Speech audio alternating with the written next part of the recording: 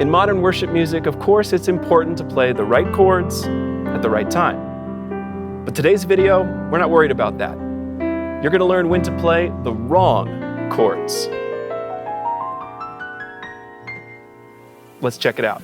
Now, we know that a lot of modern worship music revolves around the same 4 chords. But have you ever been listening to a song where you think you know what to expect, and all of a sudden, a certain chord catches you by surprise? It takes you in an unexpected direction. It evokes a feeling that the other chords in the song just didn't evoke. And that's what I mean when I say the wrong chords at the right time. To help me talk about this concept is my friend Seth Putnam, who is a worship pastor at New Life Church in Colorado Springs, who leads worship from the keyboard, keeping the flame alive, and is a fantastic keyboard player. Where's your head at when it comes to this stepping outside of the 4-chord space? Yeah, I've been thinking about this where music is a journey, right? So whenever you hear a really beautiful piece of music, you're gonna find that there are places where it rises, there is tension, and then it resolves and it kind of comes back down. The same is true for any good movie or any good book that you read. Well, I'm thinking about that, like there are also what I call micro tensions and micro resolutions within that ultimate narrative.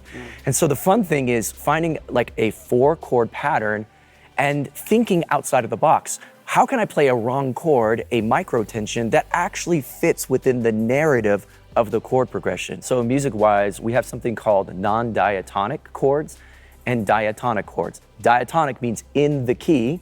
Non-diatonic, you guessed it, means outside of the key. So we're just borrowing chords outside of the regular key. I'm gonna play a 4-chord progression, a pretty simple one. We're gonna be in the key of C, Ionian major. We're gonna start with an F major chord, so that's the 4. Then I wanna go to 1 with 3 in the bass, that's C major with E in the bass. Then we're gonna bounce up to A minor, very simple, and then go down to G major. So even within this simple chord progression, there is a little bit of a micro tension when we kind of come here. Oh, okay, still a little bit of tension, resolves, okay, because we're going to a major. So in the narrative sense, we're experiencing it there. But what happens if we build and elaborate on that? Let's thicken up those chords. So let me make it, instead of a regular 4 major, I'm gonna make it a 4 major 7. Okay, I'm gonna keep a standard C major with E in the bass. And then I'm gonna play, let's do an A minor 7. And let's go to a regular, just G major. So if I'm flowing on it, it's gonna sound something like this.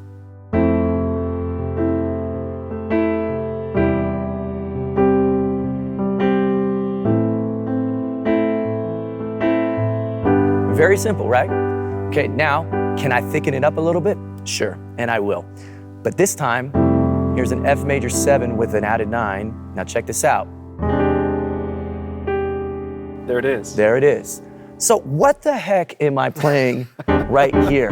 Because obviously the very simple fact that I'm playing this G sharp right here, that automatically tells us that this is not a chord that is in the key. It's not diatonic in the key of C major. So there's that tension right away of like, that doesn't actually belong. In Western music, we're used to the major scale. We know instinctively what belongs.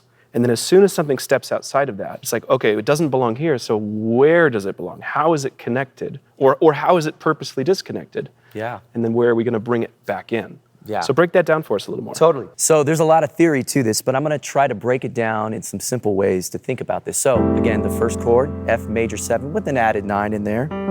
Then I'm calling this chord an E dominant 7, sharp 5, all right, and then sharp 9. So it's out there, but a dominant 7th chord likes to resolve either up a perfect 4th or down a perfect 5th. The reason I say up a perfect 4th or down a perfect 5th is because they're the same note. So if I go 2, 3, 4, I'm landing on the A. And wouldn't you know it, that's the next chord that I'm playing. Right. So that's just kind of a general rule. It doesn't always work like that, but it works nice like that. So notice how this chord is not in the key of C major. However, I have borrowed it from a different mode. And because I have a lot of common tones in the key of C major. So that's the key right there. So notice, you'll notice this This chord is E in my left hand, D, and then in my right, I'm gonna skip the G sharp for now. I'm gonna jump right into C, D, and G. Can you notice that all of these notes are in the key Right. of C major? All I'm doing is just really adding this note in there, Yeah. and however it works. So the commonality of tones really helps keep this wrong chord in the right place. And that's that micro tension. Yes. Because you could play a really out there chord that has very little in common with the key center, where home base is. But because there's just this one little bit that steps outside, it feels a little tense instead of like you just made a mistake. Right. And I think also timing and how long you stay on that chord determines how, is this a micro tension or is this a macro tension? And we obviously want to avoid the bigger tensions, and we want to just make these more of like kind of passing chords. So to put it in context, let me put on a drone pad in here. It's just gonna be a simple C just held out. I want you to hear the tonality of C while I play some chords outside of the key of C.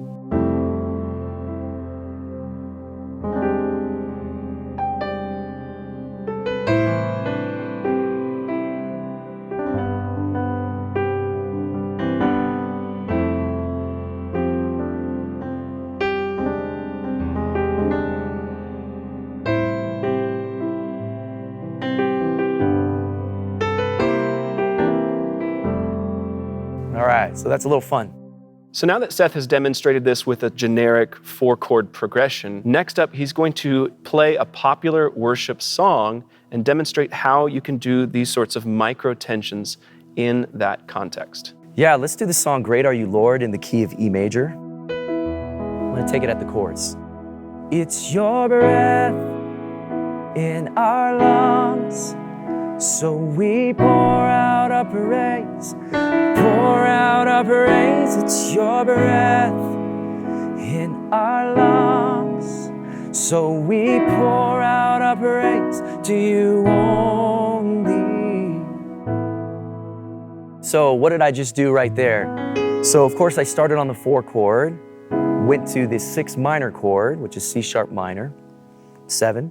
And then I kind of did this B major. Now, even though this is a correct chord, I tucked in an extra tension in there.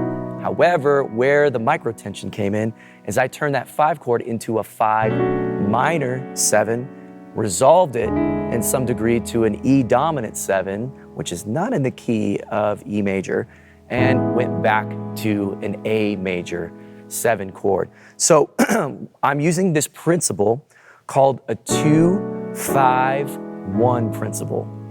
So I'm taking what would traditionally be the 2 minor, the 5 dominant, and the 1 major. I'm now putting it in a different space. And you can practice this on any song. I would just say this: when you practice this out and you turn a 5 chord into a 5 minor, make sure that it doesn't conflict with the melody. And that would be my one big takeaway. However, it would be interesting for you to try out and see, hey, how can I put this 5 chord, how can I make it more of a micro tension that eventually resolves back into the 4 chord? So in this specific example, we're going from the 5 to the 1, right? If we were just playing the straight progression. So can you break those chords down for us a little bit more, like note by note? And then anytime you're running into a song where you have that same movement from 5 to a 1, you might be able to try these chords just in practice at home and see how it feels. All right. It's your breath in our lungs, so we pour out our praise. Now here's so B minor right here, and then I'm gonna resolve it, and then actually give it some full resolution, going back to the 4. Okay. I went from a 5 minor into a 1, back to a 4. So in its simplest form, if you wanted to just make one change, it could be as simple as actually just playing a true root position minor 5 chord instead of a major That's right. root position 5 chord. It's your breath in our lungs, so we pour out our praise. We pour out our praise. It's your breath in our lungs, So we pour out our praise to you only. When you went to the 1 to make it a little bit more colorful, what was that, dominant major? That's right. Yeah, talk us through that chord, because that to me, the microtension and then another microtension makes that payoff when you get to the 4 that much more satisfying. That's right. So a dominant 7 chord or a major dominant 7 chord is really just a major triad with the flat 7 on top.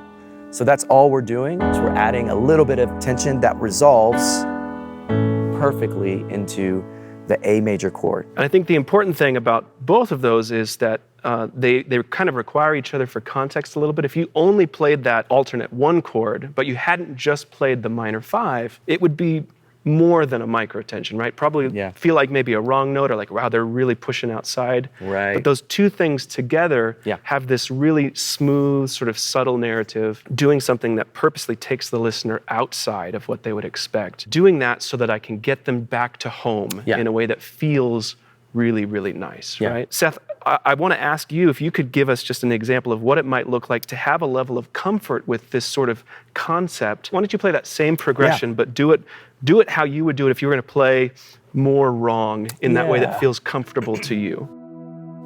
It's your breath in our lungs, so we pour out our praise. We pour out our praise. It's your breath in our lungs, so we pour out our praise to you only.